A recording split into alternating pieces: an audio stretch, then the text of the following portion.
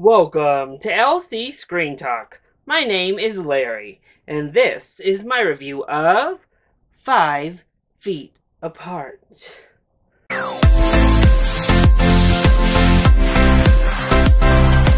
Before we start talking about this film in particular, I have a question for Hollywood, for novel writers, for us as a society. Why are we so obsessed with teenagers having these life-threatening illnesses falling in love? It seems like every year nowadays we get one of these films of forbidden love because a terminal illness sits in the way.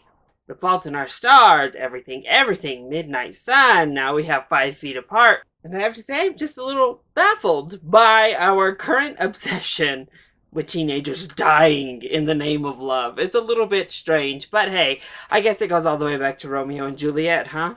With saying that, I haven't enjoyed the last several of these teenage terminal illness romance films. In fact, I really disliked Midnight Sun from last year, but 5 Feet Apart had something that did draw me in. I think the music was really good in the trailers. It was a perfect choice for music. The talent involved seemed up to task. And I was looking forward to seeing this film, which is a bit unusual for a cold-hearted cynic such as myself. How did the movie live up? I actually think it was really solid. So, let's go ahead and talk about the positives first. Well, I have to start with our leads. In particular, Haley Lu Richardson is fantastic in this film. As an actress, I have found Haley Lu Richardson to be really endearing. She feels authentic. It always seems very natural for her. She comes across effortlessly through the screen, and she was so good in this film. She created an entirely believable character, from the small quirks down to the big emotional moments to the love involved here. It all worked so well. She did a really great job. I also think Cole Sprouse was very good as well. His performance overall required, kind of a typical bad boy, more reserved in the emotional department, but he sold it, and he sold it very well. I thought he was great. I think it's pronounced Moises Arias is also in this film. He plays the best friend. He was also really strong. He provided a lot of needed comic relief, a breath of fresh air in the film. And then we had Kimberly Hebert Gregory, who plays Nurse Barb. I thought she was so good. And actually, I wanted to see just a bit more from the nurse, which is a little bit weird. But I thought her character as a caretaker and as a nurse of these teens and these kids, and the emotional toll it takes on her, and that internalized guilt, was something that was very interesting to start to delve into, and she really sold every single scene she was in. She kind of stole each and every one of them. And bouncing off of these actors who all felt like real people, they all created realistic characters that had great chemistry, that really vibed off of each other well. The movie just felt authentic. It felt real. It felt genuine. Its heart was always in the right place.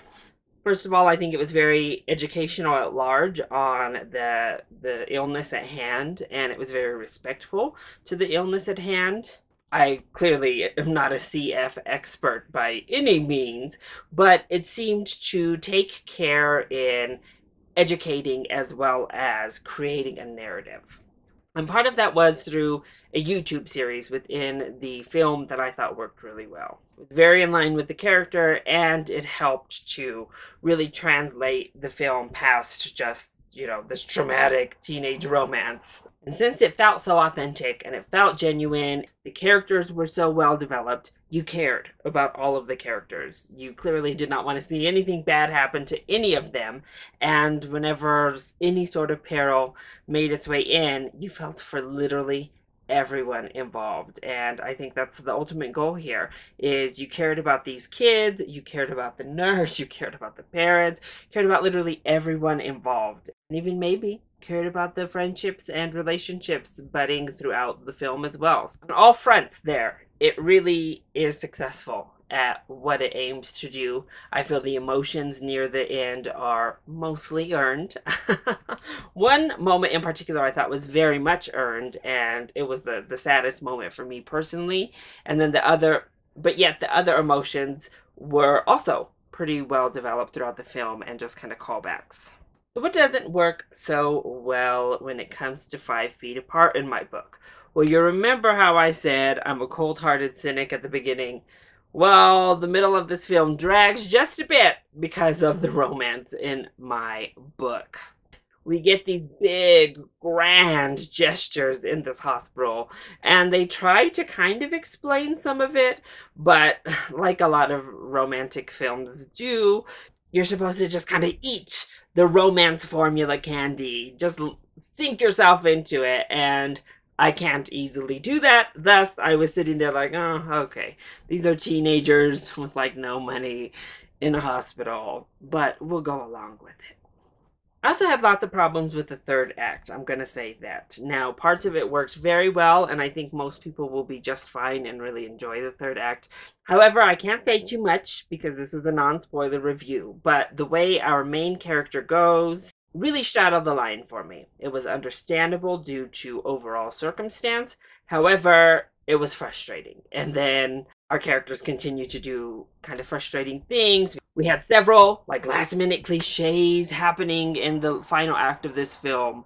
For a film that felt so authentic, so grounded, so real, so genuine for so much of it, that third act really kind of fell into the tropes of this type of film. A bit heavy for my personal liking. Also, another weird personal thing. I hated the monologue that opens this film. And it does reprise and it is said again, but in the beginning particularly, I rolled my eyes so hard. Just, no, it wasn't for me. But overall, I think 5 Feet Apart excels at creating a teenage romance that has a lot of heart, it has a lot of feeling. There was a lot of care taken with creating this film, and it shines through in the final product. And that's coming from someone who isn't really the target demographic or the target audience for this type of film. So if you do like teenage romances, if you like romance films in general, if you've enjoyed this new trend of terminally ill teenagers in forbidden love situations, I think you're gonna love this one. Because when it comes to that little new subgenre, it's one of the best we've gotten, I'd say. So my recommendation, if you're into romances at all, I would give this a full price ticket. I think you are really going to enjoy yourself with it. And even if you're not, I would say this is worth a matinee. It's definitely worth checking out. It surprised me. Maybe it'll surprise you as well. So that is my review of 5 Feet Apart. I hope you enjoyed it. If you did, go ahead, click like down below and subscribe to the channel so you are always up to date on our latest videos. Also, join in on the discussion. Are you excited to see 5 Feet Apart? And what is your favorite terminally ill teenagers falling in love film? Let me know either in the comment section down below, or you can hit me up on Twitter. I love you all so much for your support. Mwah! Thank you for watching, and I'll see you next time. Bye!